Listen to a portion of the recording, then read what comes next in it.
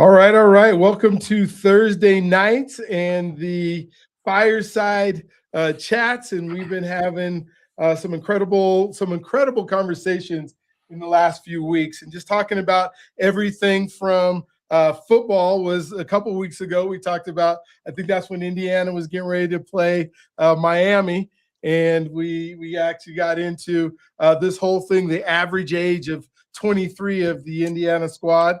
Last week, I talked to Nate Turner about raising kids and all the wonderful. I don't know if you guys get the chance to go back and watch that one.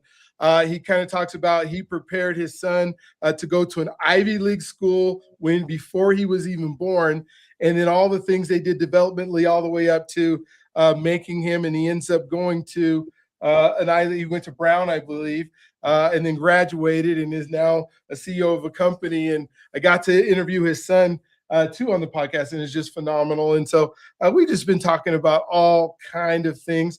Tonight I have special guest on, AD, the Kingmaker. I was just talking to him just a second ago before we got started.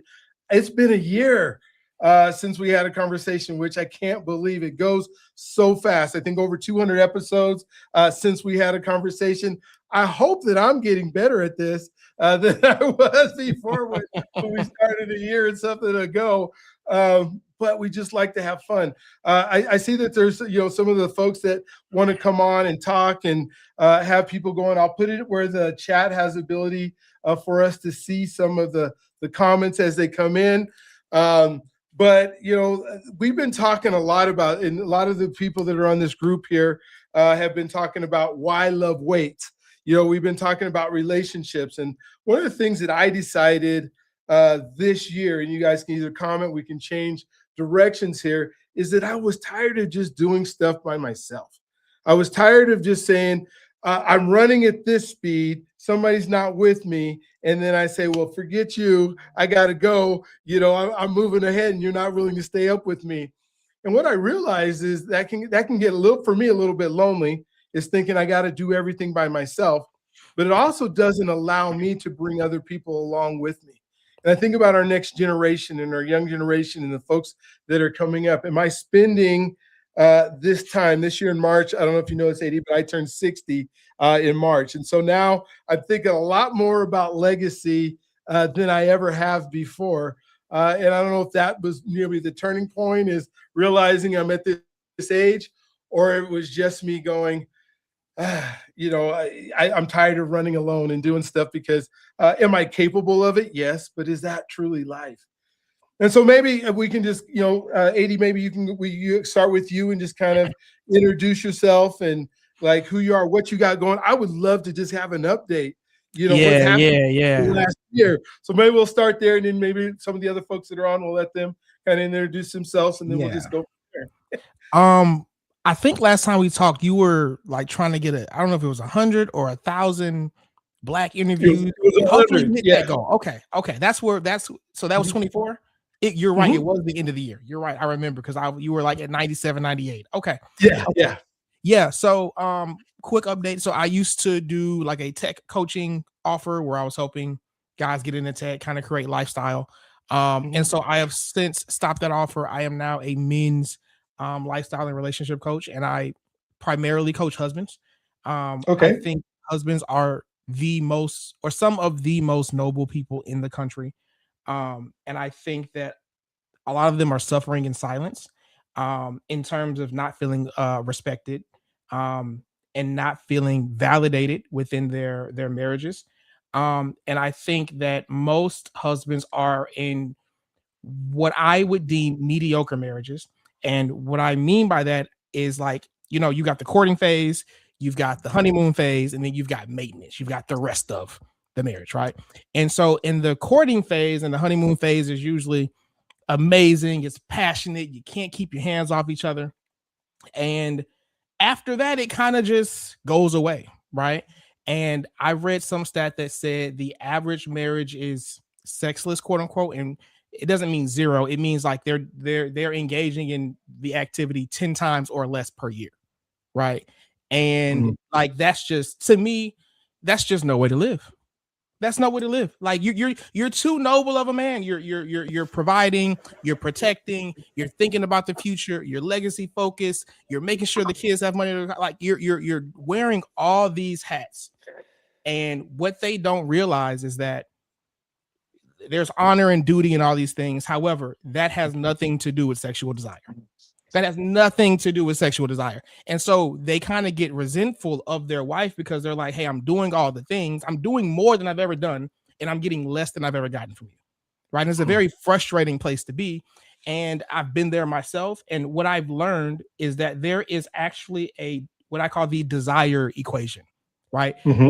Desire is a subconscious calculation that is constantly being monitored and run. It's like rocket science, right? It's not as simple as I make it sound, but I simplified it so that I can help others and the way I've kind of helped myself.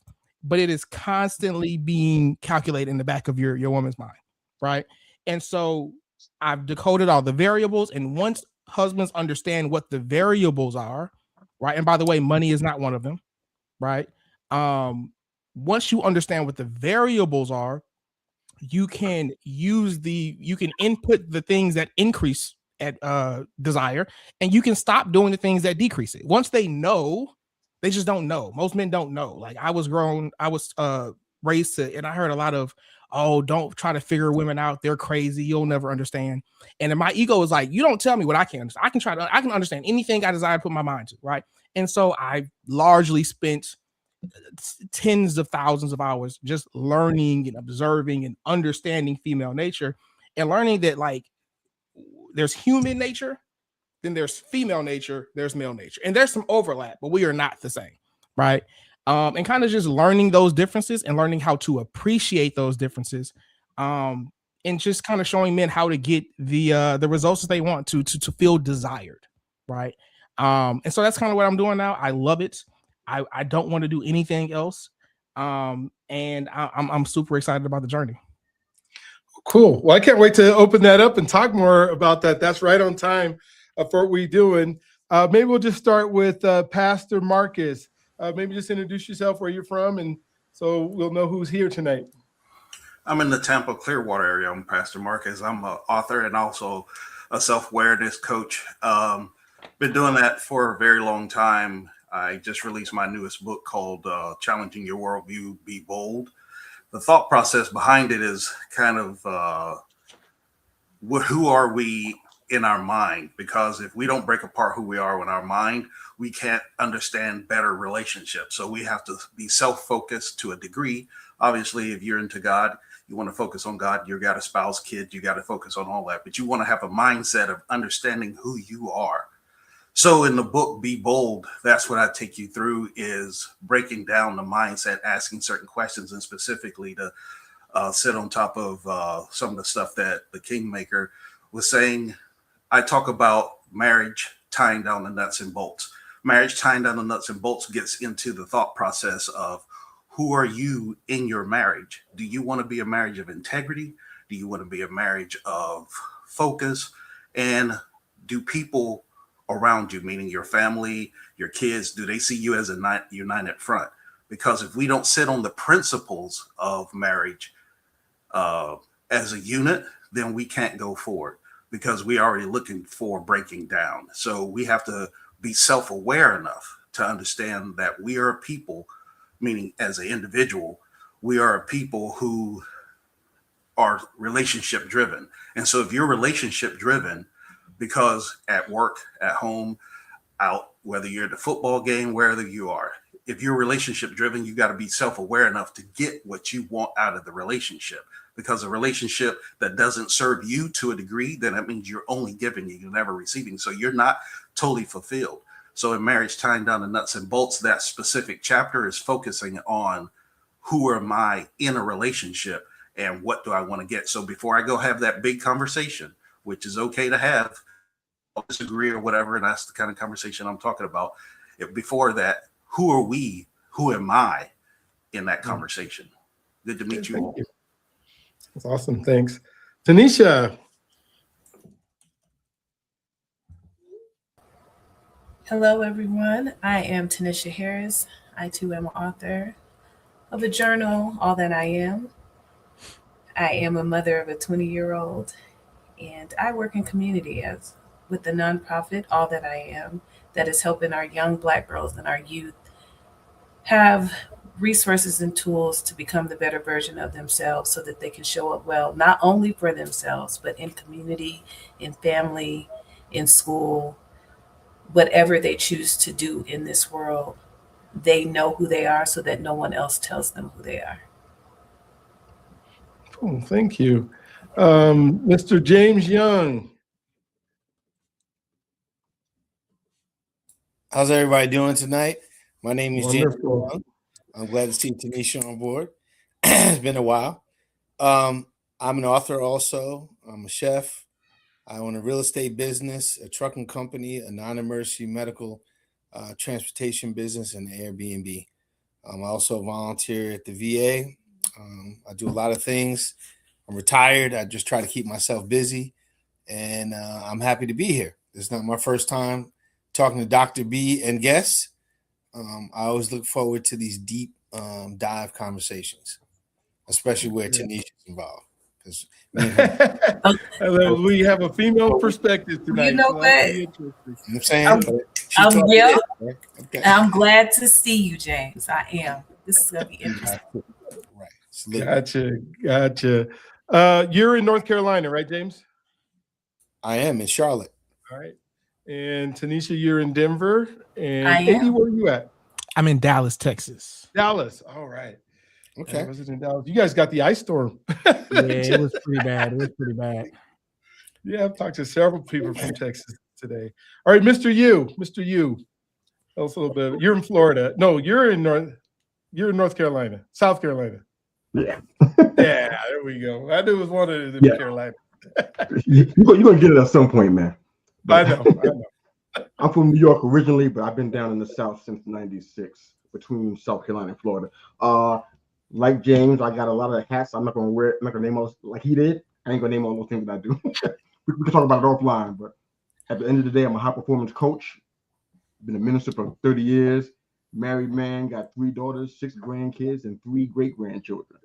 I'm a podcaster since 2020.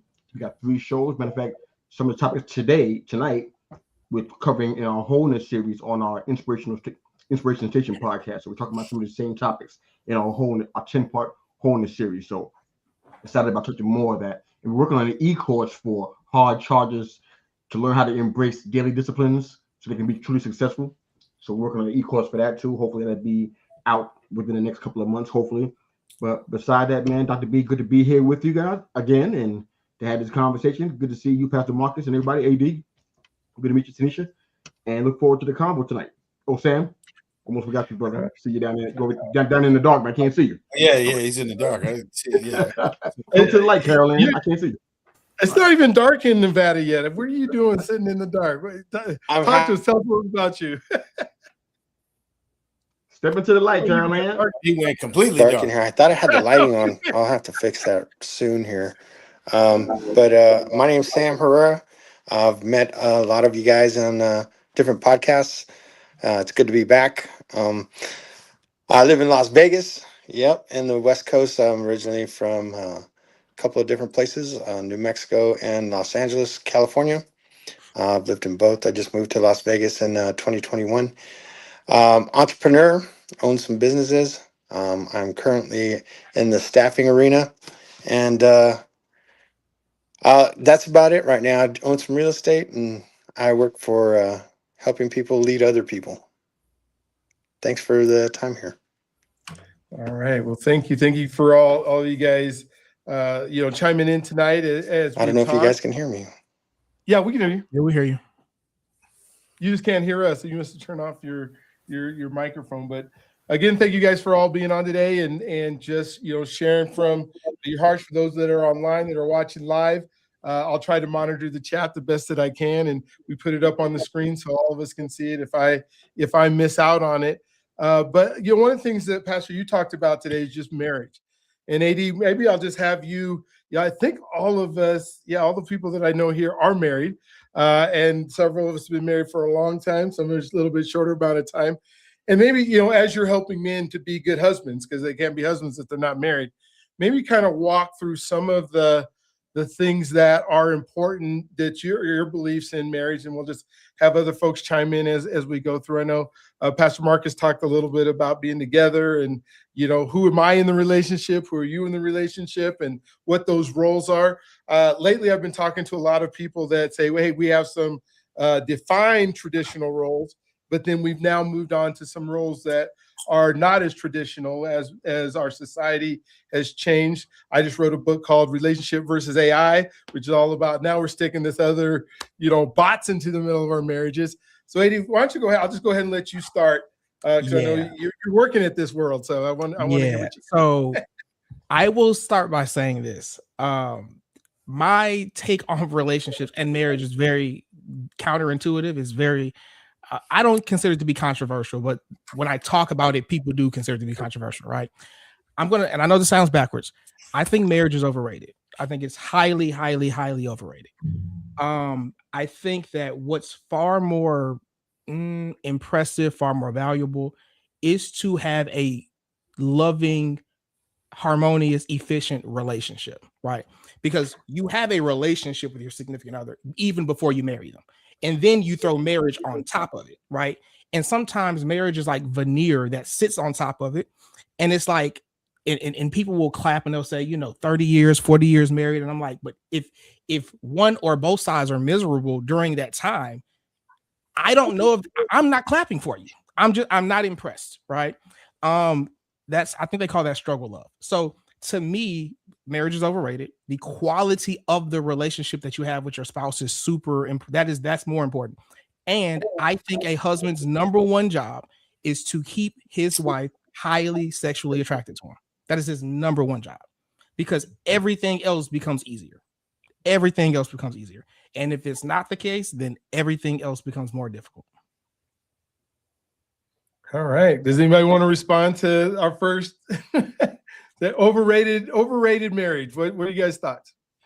So I just want to respond to AD. You make some very good points, and I agree with what you say somewhat, right? Both people should work on being sexually attractive, not just the man.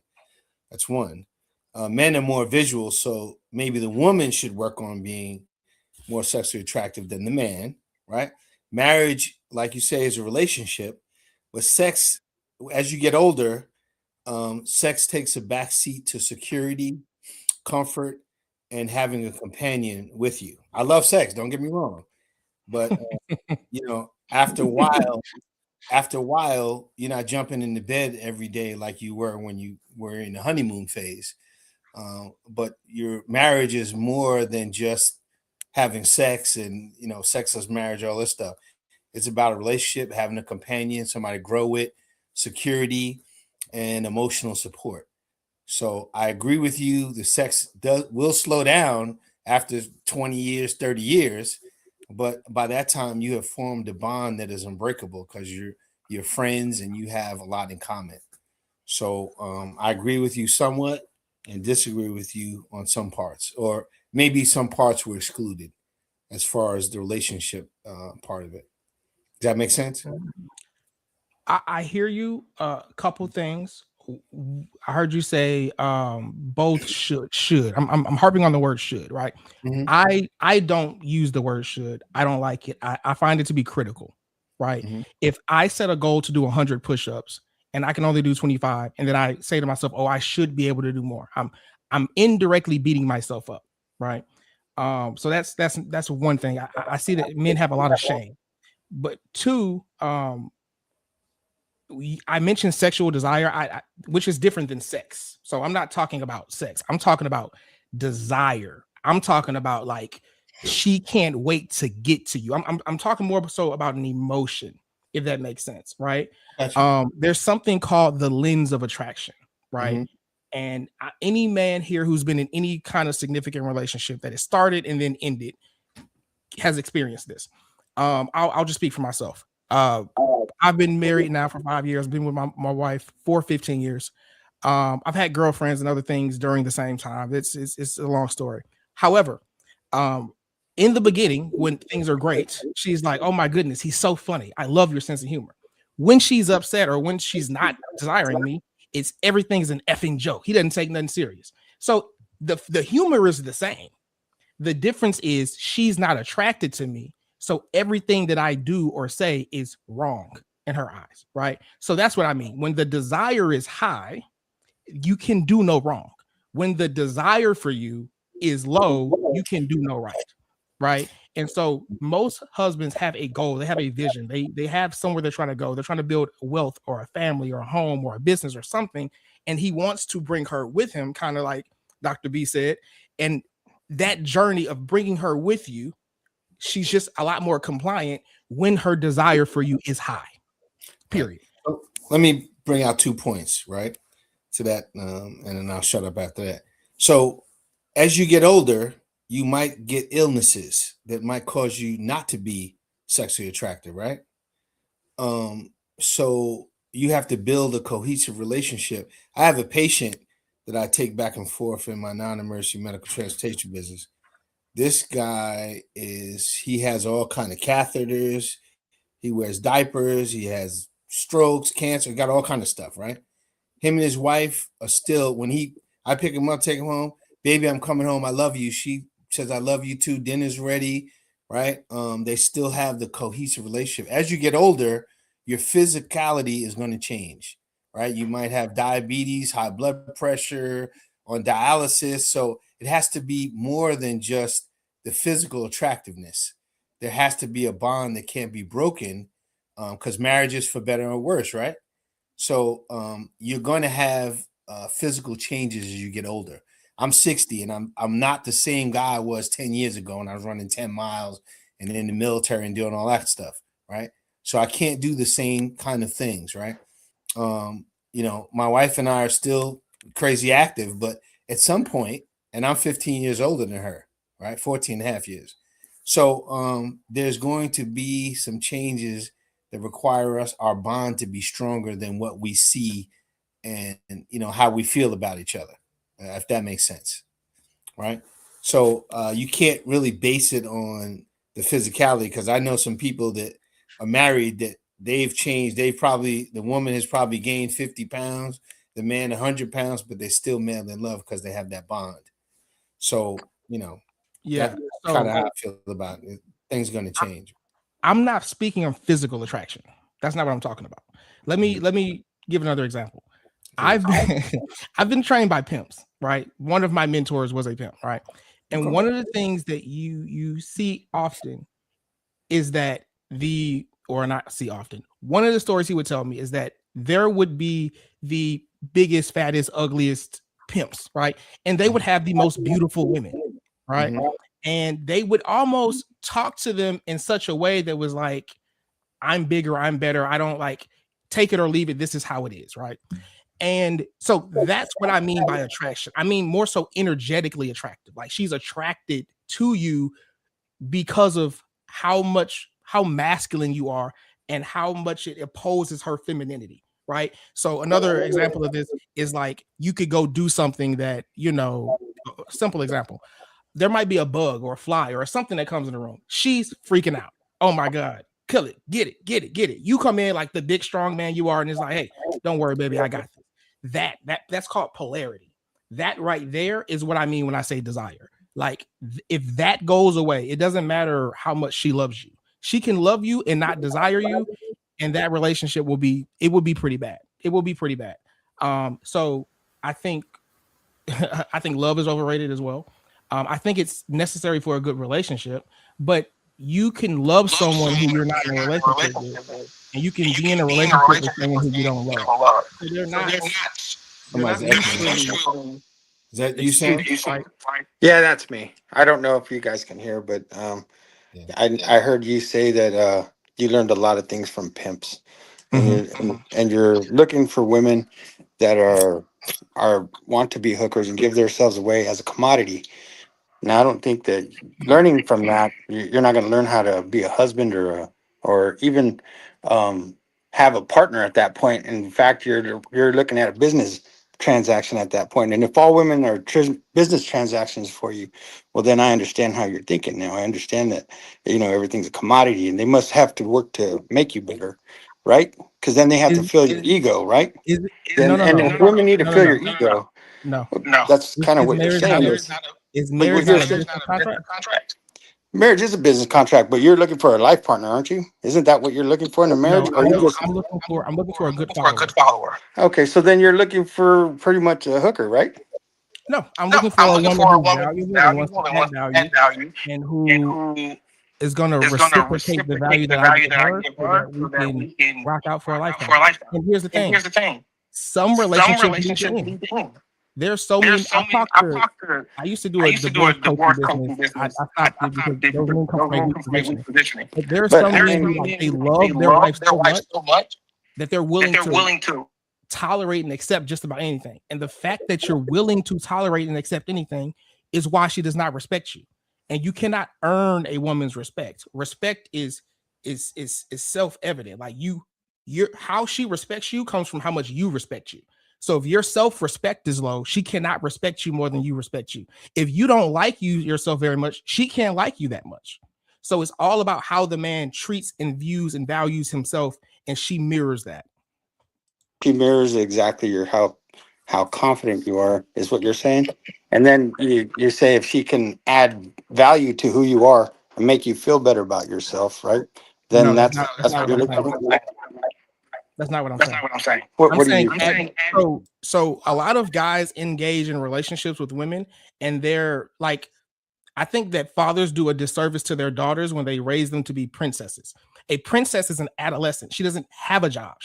She's not required to do anything. She just exists and she's valued. I don't want a princess. I want a woman. I like women who make money. So I want a woman who is competent economically. Okay. And she sees that I have a vision. She sees that I'm building something. I'm going somewhere. And she's like, hey, I like you. Can I come with you? Right. And so that's what I mean by add value. Like, you're not just here along for the ride. You have a job. You have a duty. I expect things from you. Right. And I don't expect for you to go as hard as I do, but I expect for you to treat me with respect. So I have a question about that, AD. So this woman who is following you, you said you have expectations. Why are you expecting her to follow you and to go with you when she is her own person? What is the reason when you say expectations? Because I have a definition of expectations, and expectations don't work, in my opinion. And I've said this previously, but because you said you want a follower. Yeah. At what point does she lead herself? Good question. So I consider myself to be someone who is commitment oriented, right? Like, I don't think there's anything wrong with casual sex, nor do I glorify it, but like, it happens. It's a thing, right? I think that I would rather spend my time investing in a woman. Like, rather than spread my energy and my time and my resources out amongst many, I'd rather have 1 to 2 or 3. And it's like, hey, this is it. This is what we do. Like, I'm investing in myself, whether that's books, mentorship, a podcast, meeting people like you guys here who are successful and, accredited and things like that. And I'm getting information that enriches me, and then I'm enriching her. I'm enriching our kids, all that. Right. And so, being commitment oriented, I understand the value of my commitment. I understand that she wants to be safe. Safety looks like me maybe owning a firearm and making sure everyone in the house is safe. Safety also looks like me saying, hey, that group of friends that you hang out with, I don't think that they're good. I think they're going to put you in danger. You're not allowed to hang out with them anymore, right? Or I'm going to say, don't do that. So I'm constantly thinking and considering me, her, everything. That commitment is valuable. And most men don't value that commitment. So I don't believe in control. She's a grown woman who can do what she wants. However, if you want a commitment from me, that comes with rules and regulations. You don't have to if you don't want to. But so is there a defining between? Are you defining it between one another, or it is your way or no way? Because effective communication is having conversations where you are listening to comprehend, to understand, and to overstand. And so if you say, so my husband says to me, I see something over there that has me on high alert or concerned. I'm going to listen because maybe I was not able to see it in that moment because of various reasons. So I will listen to understand, not to be defensive. But it's because of effective communication that we have established with one another. It, as you're speaking, and I'm asking questions to understand, it sounds like you're saying, I have told you this. If you want to hang out with them, that's it. It's my way or the highway. At where is the cohesiveness in that? I'm struggling. What do you mean by cohesiveness? In the conversation, the You mean do you mean autonomy? well, autonomy, agency, all of those things with between the both of you, because I am hearing you speak and she must listen. And that is the end of the conversation. And in my perspective, it takes two of you to have a conversation, to understand each other. As we grow together, there's things that I have done in my past that no longer serve me, or maybe never did, but I wasn't aware of that until I continued to grow. I don't need someone to tell me or to give me an ultimatum, it's my way or no way. It is the support and the understanding to help guide, to hear. And so I'm missing that in your statement. I'm trying to understand what you were saying. Couple things. I also think I said this word 3 times at this point. I think talking is overrated. Talking is overrated, right? Because like, do you want to have great sex or do you want to talk about having great sex? Do you want to be respected or do you want to talk about being respected? Right. So the purpose of talking, do a lot of things. You can have fun, all that. But typically, the purpose of talking is to change a behavior. If I say, hey, you did this, I don't like that, don't do that again. And then you do it again. We've already talked. Words ain't going to, if words could change it, we wouldn't be having these words again, right? So it's not about control. Again, she's an adult. She can do whatever she wants to do. And I think what you're asking for is the nuance and the greatness. I also believe in letting people make their own mistakes, right? So I could say, hey, I don't think that's a good idea. She does it. Okay, you're gonna learn from it. I'm not gonna laugh in your face and say I told you so, but I'm also not gonna come rush to comfort you because I told you like you shouldn't have. But that's okay. Now, if it's something where I think you are, I'll give you an example. And I don't know how you're going to feel about this, which is why I'm going to tell it to you. My wife and her friends recently went on a girls' trip, right? One of her friends owns some sort of a business in New York. They've been friends since 9th grade. They went and got tattoos, right? And it said something about 9th grade to something, right? And she didn't tell me about it. And I just saw it one day when she got back. And I was like, oh, what is that? And she was like, oh, we got it. And one thing I know about my wife is she wants to be included. She wants to be involved. That's very important to her, especially her friend groups. And so to me, that means that she's likely to get roped into something that's not good for her, right? I've seen it happen in the past. There's never been anything dangerous, but I just told her, I was like, look, and I didn't say it immediately because I like to take the time to figure out what my feelings are before I communicate them. I can know that I don't like something, but I don't know what the emotions are. So after I kind of journaled about it, I went to her and I grabbed her hand. And one of our rules is you will speak to me with love or you will not speak to me at all. So, and that goes both ways, right? So I don't like to raise my voice. I don't do that kind of thing. And I grabbed her hands and I said, hey, love, just so you know, that's my body. Okay. You're marking up my body with tattoos. I don't appreciate it. I need for you to ask me next time. Also, I know that you like to be involved. I know you guys like to do things.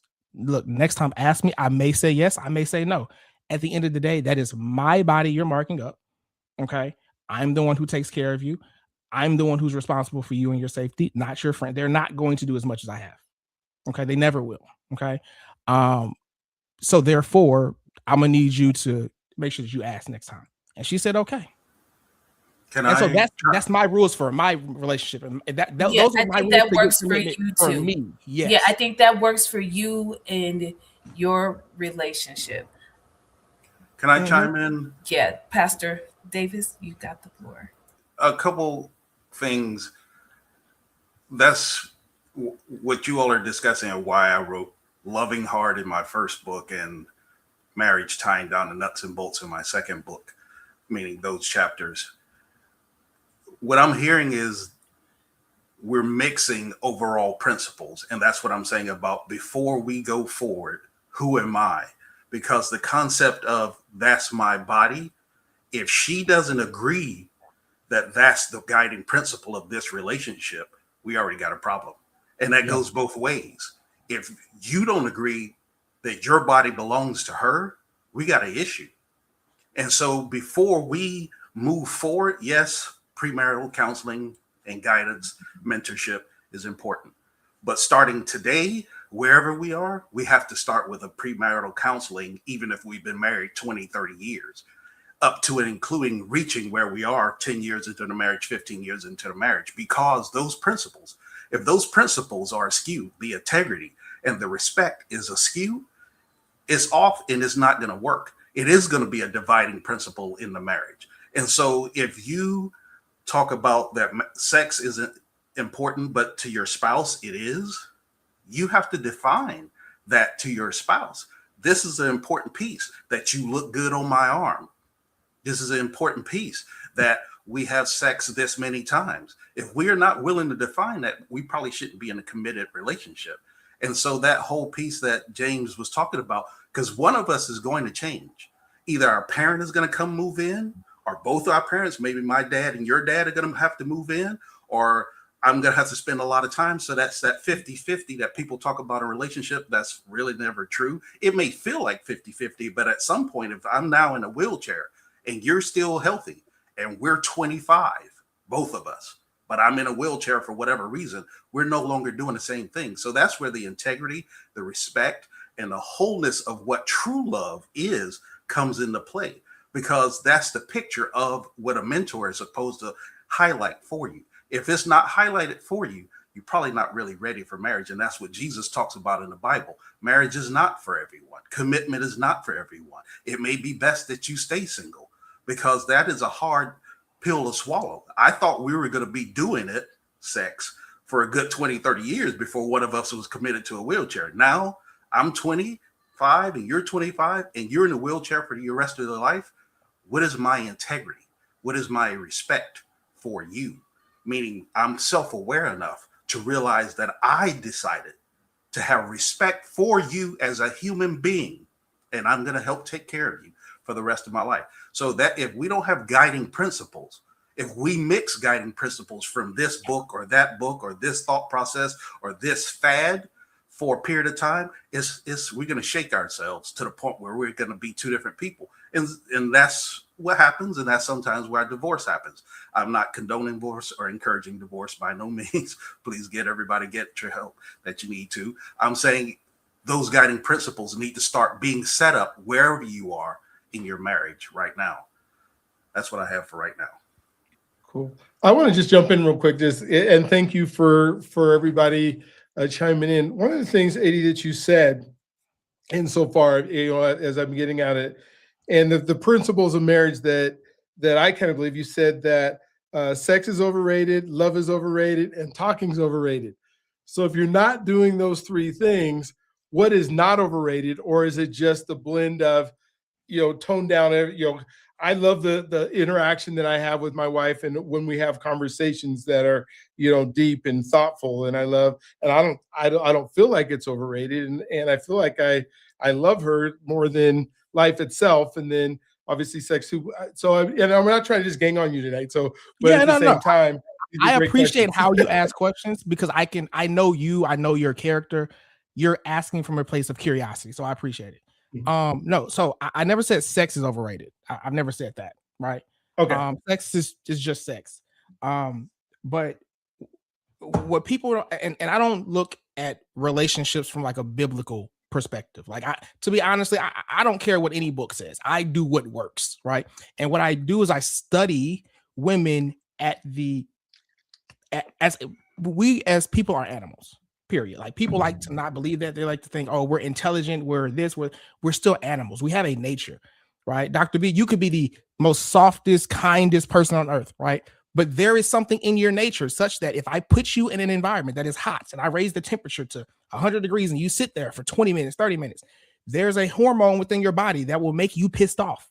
Now, all of a sudden, you're not a kind, happy person. That is in your nature, right? And so one of the things I talk to my clients about is accepting yourself, knowing who you are. One, you are a child of God, right? You were made in the image of a God. Therefore, you are a God, right? You are a little God, little g, right? But understanding that you have a nature and you don't live a great life by fighting your nature and going against it. So I believe in understanding your nature as a man, not shaming yourself, right? Because one thing that you're not as a man, you are not monogamous. Like that is not a part of male nature. You can try to, if that's the path that you choose, great. But choose it because you want to, not because society has shamed you into it. Right. And that's why we have men lying and cheating, because you're going against your nature. Right. So back to your earlier question. I said talking is overrated because typically we want behavior change. Oh, this is what I'm going to say. So in relationship dynamics, and I brought up pimps because I've studied all kind of relationship dynamics. I've studied traditional marriages. I've studied husbands who have multiple wives. I've studied wives who have multiple husbands. I've studied pimps and prostitutes. I've studied any kind of dynamic that exists between a man and a woman that is romantic. I've studied it just because it fascinates me, right? And so one thing I've learned is called the pursuer and the pursued concept, right?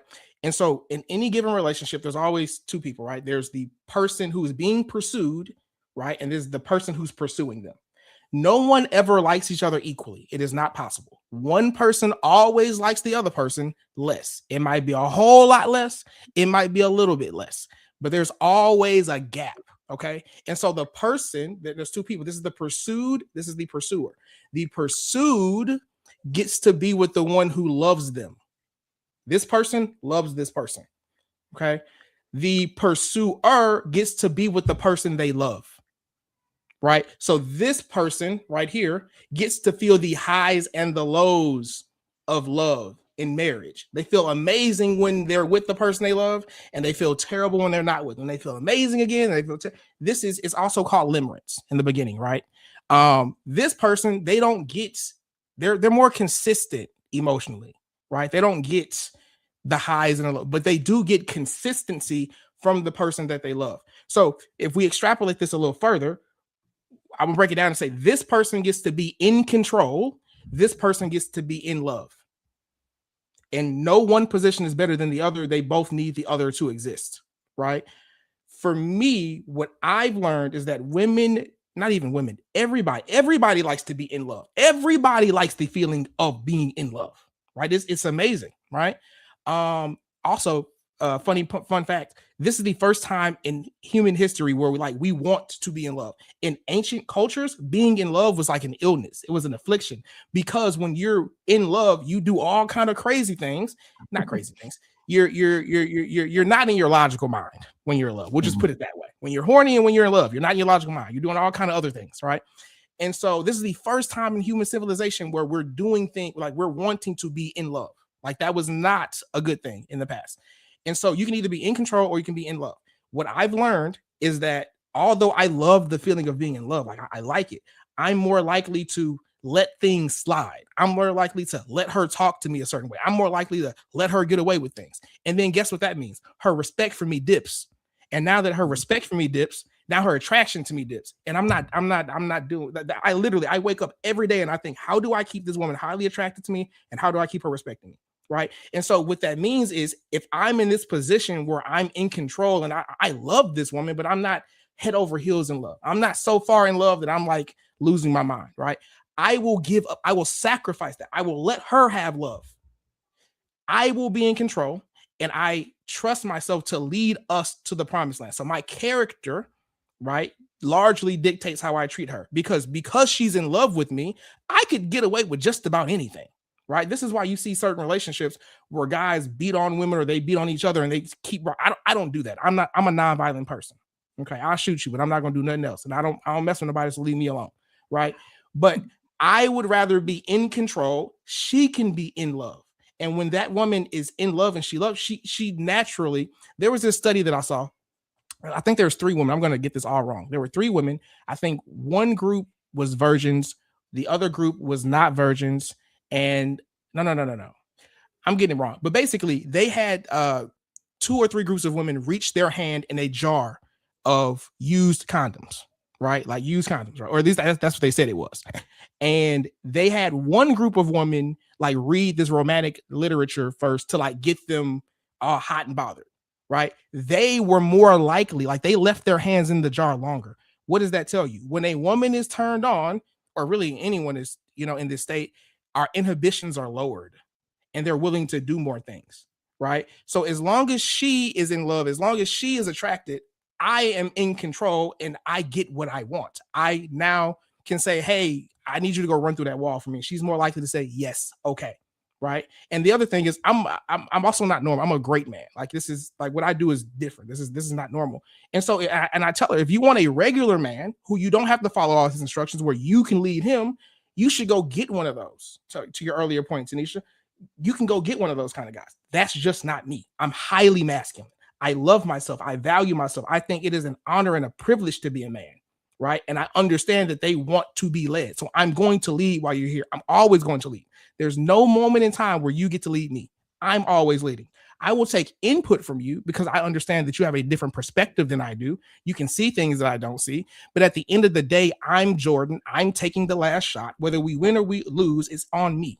And I appreciate you for trusting me. And the moment you don't trust me anymore to lead, no problem. Let me know so we can part ways, and we can do it lovingly and respectingly and all that. Mr. U, I'm going there. Thank you, AD. I just saw that he had a question. Yeah, I'm probably at a place in our hour where I'm pretty close to having to jump off, but I want to drop the question here just in case. But really briefly, I heard everything. I'm not sugarcoated. I don't agree with the majority of it. I think most people probably don't. We are looking at things from a biblical perspective, so that does give us a different lens that we're looking at things through. So it is what it is with that. And I'm a married man of 30 years, had issues and challenges. We've been through hell and back and all that kind of stuff. But I see her differently than you may see your significant other. But my question is, everybody adopted your view of women and your view of commitment, the thing that you feel like are not really necessary to spend time doing, whether it be talking, whatever it is. What do you believe families and society is going to look like in the next 15, 20 years? What do you think? I think they would be amazing. I think they would be amazing. And again, I'm not saying don't talk. What I'm saying is that when I say talking is overrated, I mean, if we're talking about an issue, I don't want to talk about the issue no more. I want the issue resolved. I want a change in behavior. Right? I'm not saying don't talk. I love talking to my wife. She's not my best friend, but most people, if they were to see us interact, they would say, oh, these two are best friends. We laugh and we giggle all day. Right. So what I'm saying is that I'm the authority figure. And when I tell you to do something, I'm not just telling you for no reason. I need you to do it for me, please. Like I'm asking you to do this so that our relationship, our lives are better. Even if you're scared, even if you don't think it's the best move, I'm telling you to do it. Right. So that's what I mean when I say talking is overrated. But I think that would be amazing. And I think that and again, I've talked and I've coached hundreds of men. Men tend to have this provider label that they hide behind. They're like, I'm him, I provide, I beat my chest. And it's like, yeah, bro, but you're miserable. You're miserable. You're miserable. You have no clue how many men I talk to who've been cheated on, or maybe they're not being cheated on. They're just being talked to crazy, right? And men will stay in a relationship and suffer, right? If it means that his woman and his kids are happy, or they have, the lights are on or things. And it's just like, no, bro, you're important too. Your feelings matter too. In fact, your feelings matter more than anyone else's in the house. Everyone here, all the men here, if you're married, right? If you're married, you are the king of your castle. If I wanted to hurt your wife or your children, all I would need to do is knock you off. And bam, they're open, they're clear, they're free to be harmed. You are the most important person in your army, in your house. You are the head. Okay. So your feelings matter. Your emotions matter.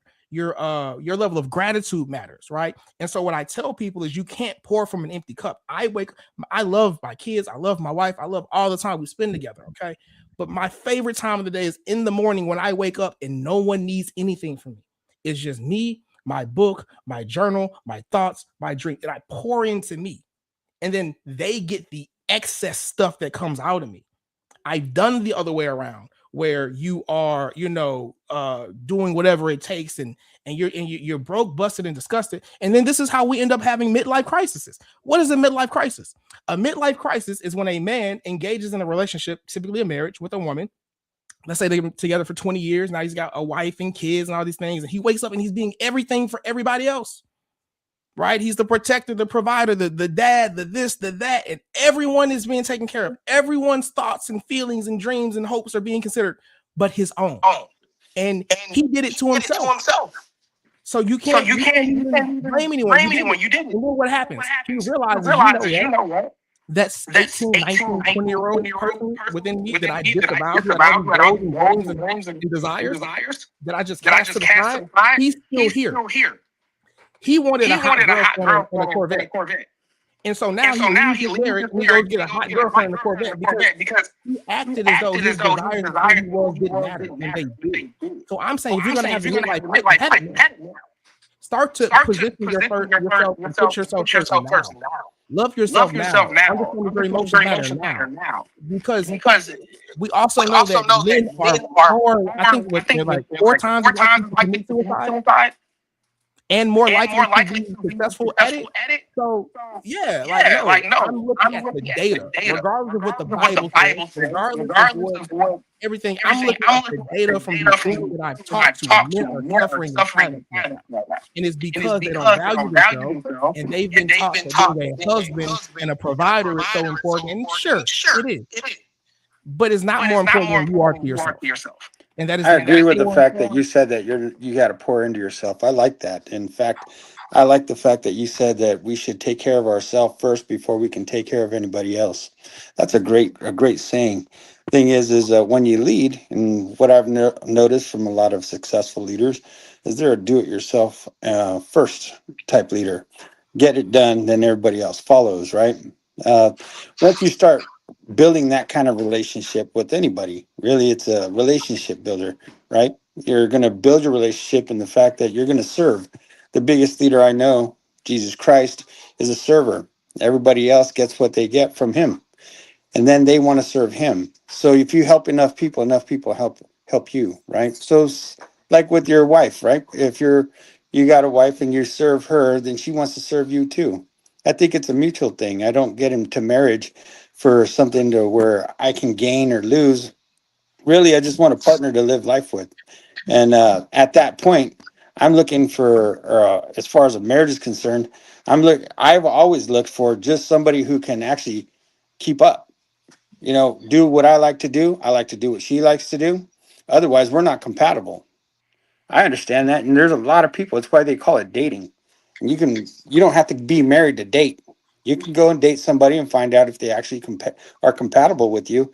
And the fact that, you guys like some of the same things. You guys have the same type of goals. And yes, things happen along the life. I think that's a new generation thing in what you're saying. I don't think a lot of people say, hey, I got to look at me and then she's got to follow me. And I understand that. Everybody wants them to bring value to themselves and lead their way. But I think, like I said, if you're going to lead somebody, you got to do it first. I think if you show them that you can lead and you can actually show them a path in which you want to go, right?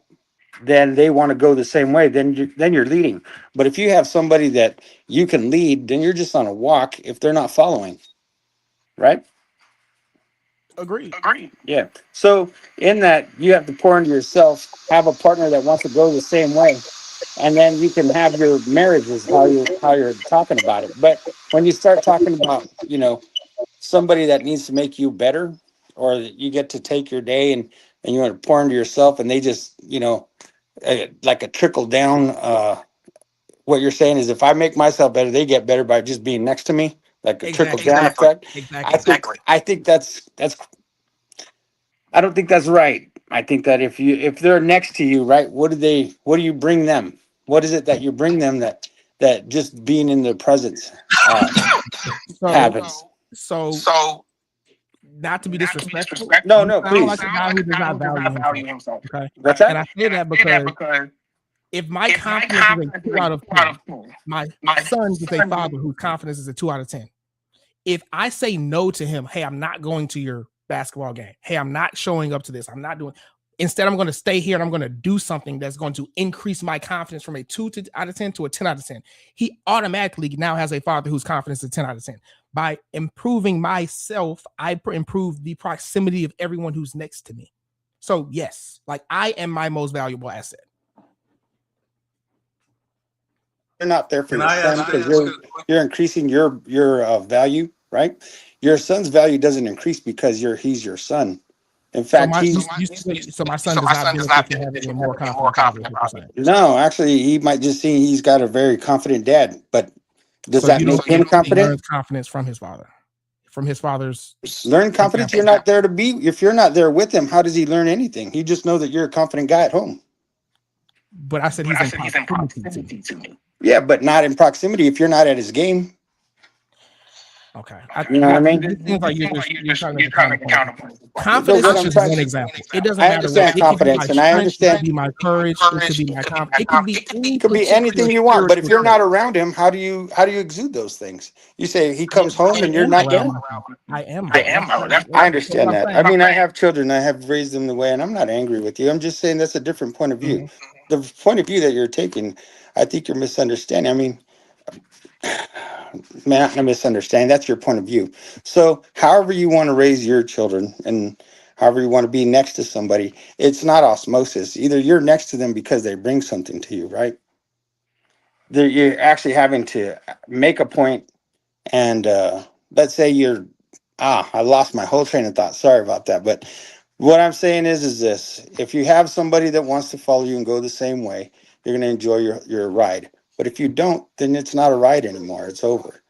The thing about your proximity part, right? I think the proximity part is if they've got to bring value to you, then I don't think that you have to bring value to them. I mean, you do have to bring value to them for them to be around you.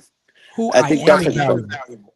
Right. Who I am, right, is valuable, but where you take yourself, and if you're so confident, is valuable, then you don't see proximity to you as valuable, and most men don't. That's unfortunate for them then, if they don't believe themselves as valuable. Because if you're not valuable, how do you bring value to anybody else? Right? That means how do you take care? If you don't take care of yourself, how do you expect to take care of anybody else? Yes. And I would also add to that no one pays more than what they have to. If there's a Ferrari down the street for 100,000 and there's the exact same Ferrari make, model, everything is the exact same across the street for 200,000, no one in their right mind is going to pay twice as much for the exact same thing, for the same commodity, right? Therefore, some of these men who are in these roles were like, I do it all. I'm a provider. I'm him, and I'm doing all these things for these people or for this woman. It's like you're doing that because you believe you have to. If you valued yourself, if you knew that access to you was valuable enough that you didn't have to do that, then you wouldn't, right? If I wanted to go get lunch with Jeff Bezos, it wouldn't be free. I'd have to pay.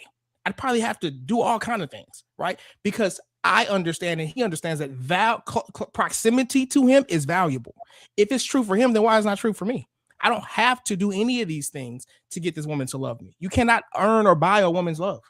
Love is spontaneously given by the giver. There's nothing you can do. You can't buy love. You can't buy any of these. So if she does this, she does this willingly. If she gives it to me, she gives it to me willingly. And I appreciate it. Right. I can understand that. That's a great point. But in the same instance, right, if you're next to Jeff Bezos and you're buying him lunch, right, you have to bring some kind of value because he's not going to spend his time with somebody that isn't going to bring him value, right?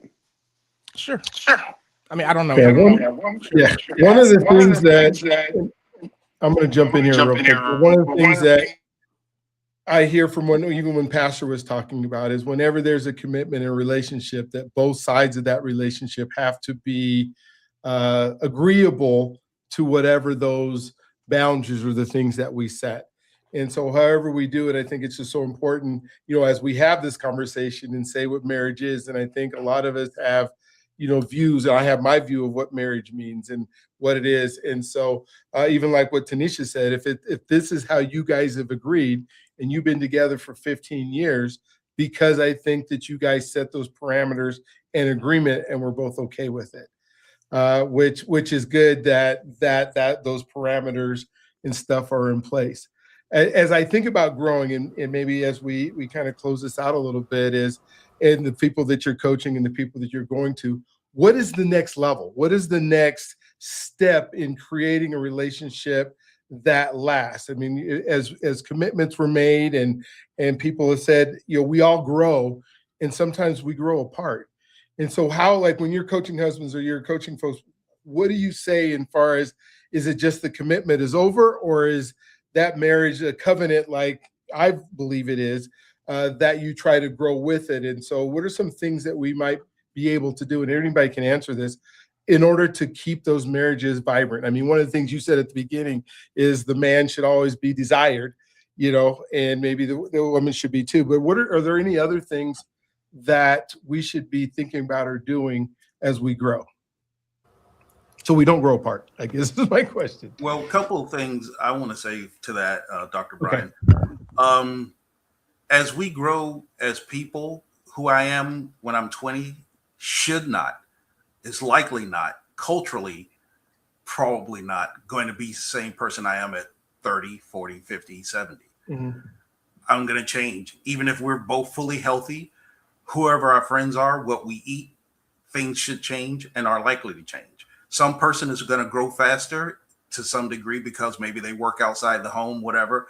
So those things change. So that's why the overall understanding of who we are as a people and who we intend to be has to be checked on. We have to go back to that basics of understanding, do I still have integrity to be in this relationship? Does she still have integrity to be in this relationship? Because those things change over time.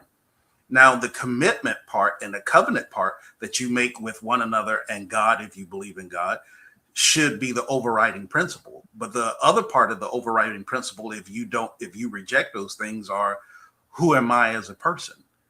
Do I want to be seen as somebody who doesn't put together or put the effort into a relationship or the mindset of a relationship? Because the relationship is probably more mental than physical, especially over time. It may start out physical, but over time it's going to become more mental. And then it becomes more relational, meaning a friend is not just a person who you share your house with. It's somebody that you want to have respect for.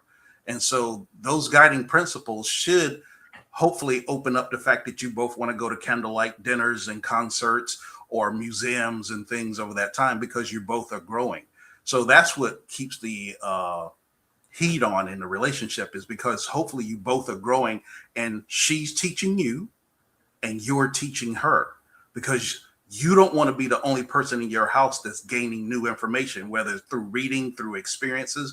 You want your spouse to go out and gain new experiences, to have something to share with you. Because if you're the only one pouring out, that's a problem. Everybody should be pouring in. Even your children should be, after they get a certain age, should be pouring into the household. We all should be experiencing and benefiting from everybody that's in this household. Elderly parents, young children, spouse. If my uncle comes to stay with us for a little while, we all should be benefiting from whoever's in a household as much as reasonably possible. So those things help the relationship stay alive if both of you are growing mentally, spiritually, and both of you are pushing for a better relationship. Because at some point in time, one of you may give up. And if the other one's integrity and their overriding guiding principles about commitment and covenant are broken or wrong, that's usually when a divorce is likely to happen. But if one, for whatever reason, one of you gives up and the other one values who you are or who you used to be, because at the point of giving up, you may change to a degree, but of who you used to be, and they're inspired by who you can become, then they're more likely to continue to pour into you and help guide you out of that dark day, however you got there. And that's the hope that you should have in the respectful relationship. I agree. Thank you, Pastor Marcus. I believe in agreements and not expectations. And the agreement is saying, here is what I bring to the table. Here's what I'm offering. And it's for self in that space of agreeing with myself to become the better version of me, to elevate, to add value to every space, place, and person's life that I encounter. So in home, in community, at work, it doesn't matter. I want to be the better version of myself. And having that agreement with the next person and holding myself accountable and them holding themselves accountable and then us holding each other accountable, remembering what we said and recognizing that we will fall short. That doesn't mean that we're not committed. It means that we need to remember who we are in our greatness, acknowledge our shortcomings, and move forward together. I think expectations is, if I say to my husband, I expect you to protect me, to provide safety, to provide security, that's an expectation. That doesn't mean that he agreed to that. I expected it, but it doesn't mean that he's bought into that. But if we sit down at the table and here are our agreements, then should one of us fall short or should we forget? It is the same. Like, remember that conversation that we had with each other on this day, or maybe the day doesn't matter, but do you remember this conversation that we had? That person saying, oh my goodness, I didn't even know, that was never my intent. And you recognize that it is, you know what? You're right. Thank you.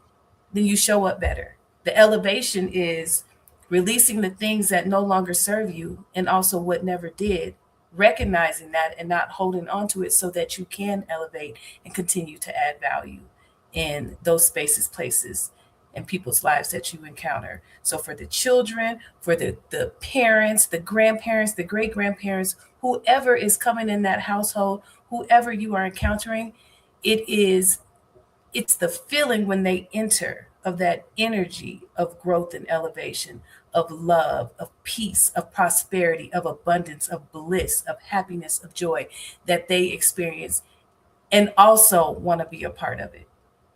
That is my take on it. It is not a expectation. It is not, I am only the leader. I think there's ebbs and flows, just like life. There are some times when that man is in a position to carry, to hold, to do all those things. And then there's also a time where that is not the case. And if you are in a relationship with agreements, if you are in conversation and effective communication, you recognize that, baby, I got you. Whether you say baby, honey, sweetheart, or you call them by name, I got you. And they recognize that and they're free to be themselves. And even in their shortcomings or unable to do, they recognize that it is okay for that and it will get greater later. I land my plane. So I want to add something real quick, if I may. So if the man is the leader in the home, which I do believe the man is the leader in the home, but he has to recognize when somebody else needs to lead in this particular situation, because his wife might be an accountant and she may be the one who needs to take care of the books for the house. But if he has the gall, arrogance, the cultural understanding that he has to lead at everything, he won't make space for her to lead. So letting her lead, or even if maybe she's a police officer, let her guard the house. If she agrees that she at home, she's going to guard the house. That has to be the mindset that we all have to realize, who is the best person to lead. Even if I'm the overall leader, I have to acknowledge that somebody else in this particular situation, this particular part of our life, somebody else in the home needs to lead. That's all I want to say. Oh, that's awesome. Eddie, I'm going to give you the last thought, but I wanted to say, I want to thank you for coming on with your perspective. There's so many times that we believe and we don't know why we believe what we believe in, because society says this is the right way to do it, or this is the right, thing. And I appreciate the fact that you have gone out and you have studied and you've come to whatever that belief system is. And whether it helps me strengthen my belief system or not, I think it's important for us to have these conversations. And it's important for us to understand, this isn't just, I just do it because my parents told me to do it, or I just do it because And to hear you say, wait a minute, this is my belief system, and this is what works for us. It just shows another perspective. And I so appreciate both you, Tanisha, and Pastor, for saying it is an agreement. It is not, and I love the fact that you use that word as an agreement, because if the other person isn't agreeable to it, then it doesn't work and we're separated. And my belief is that we need to be together. We need to be in communion with each other. I believe God created us to be in relationship. I'm so glad that you're not just doing technology now and you're doing relationship stuff, because that's what's most important. And I hope that you hearing our perspectives or the other perspectives here also enlightens, hey, yeah, I understand this is where we're at, and the belief system. Pastor, amazing way and eloquently way of saying things that made sense to us tonight. And so, Adi, because you're our guest, I want you to have the final thoughts as we decide to close up. But I just want to thank you so much from my heart for coming on and being willing. It almost felt like a firing squad a little bit for a second, and I didn't want it to be that way. But I did want people to be able to express their belief system and how they feel, because that's what it's truly all about. We can't be together if we don't understand each other. So I'll go ahead, and the floor is yours, and then we'll move on and close after you're done. Yeah. Well, first I want to start with saying thank you, Dr. B, for having me. And then thank you to everybody else, especially, everyone who's still here. So Pastor Marcus, and yeah, thank you, Tanisha. I wrote y'all's names down. I don't think that we see a lot of sensible dialogue. Oh, James is still here. What's going on, James? Today on the internet, where you hear multiple perspectives. And I'm very passionate about what I do, but I love people. I love God's people, right? I love the some people say, they're dog lovers or cat. I am a human lover, right? And so hopefully that shines through in some, my passion and things like that. But I appreciate us having different perspectives and being able to communicate them all in a respectful manner. And my last thought, just to answer your question from earlier, Dr. B, you said, like, what can we do to keep together so that, we don't grow apart? Two thoughts. One, I think that we use the word relationship. I think the masses, I'm not speaking about anyone on here, I think the general public uses the word relationship incorrectly, right? If I am married to a woman or I'm dating a woman, people say, oh, we're in a relationship. No, you have a relationship. The same way you have a relationship with the barista at your coffee spot, right? And if we break up and we're no longer together, we still have a relationship. We still have a way that we relate to each other. So they use the words in a relationship to mean commitment, right? Yeah. And when I say commitment, I mean, I'm giving you my time, my energy, my resources. And the most valuable thing that I believe that you can give someone is access to you. If you believe you are valuable, and I am highly valuable, right? That's the first thought. And then the second thought is, I think that some relationships need to end, or some commitments need to end. Have you ever seen two people together and you're like, they are terrible for each other? Sometimes that needs to end. That we hope those two don't end up getting married, because it's going to be terrible. If they have kids, they're going to be raising this. So sometimes, like, ending a commitment is the appropriate thing to do, right? Lastly, there was a study I heard, and they said that the easiest way, or the most sure way that a couple grows apart, is for one person to start growing and for the other person not to. That is the guarantee. So this is why I have a motto for all my relationships: she must grow or she must go. I'm going to grow. I enjoy the act of growing. I already know what's going to happen. So if you're not willing to keep up, we're not going to work. And I don't want to sound rude. I just know what it is. And the old me would try to pull you and force you to come. It's like, no, baby, if you don't want to grow, no problem. We're just not going to work out. So let's part ways. So I believe, going back to what I said earlier, I believe relationships need to end. And I think that we put ourselves in bad spaces and spots by fighting to hold on to something that is best that it ends, right? Because you try to fight to change someone to make them grow, and then you resent them because they don't want to grow, and they resent you because you don't accept them the way they are. It's like, no, set the expectation. Hey, this is a principle that I didn't realize this when we got married, but now that I've learned the principle that if we don't grow together, or if you don't grow and I don't grow, we ain't got to grow together. If you stop growing, if neither one of us are growing, that's okay. because we're still we're the same.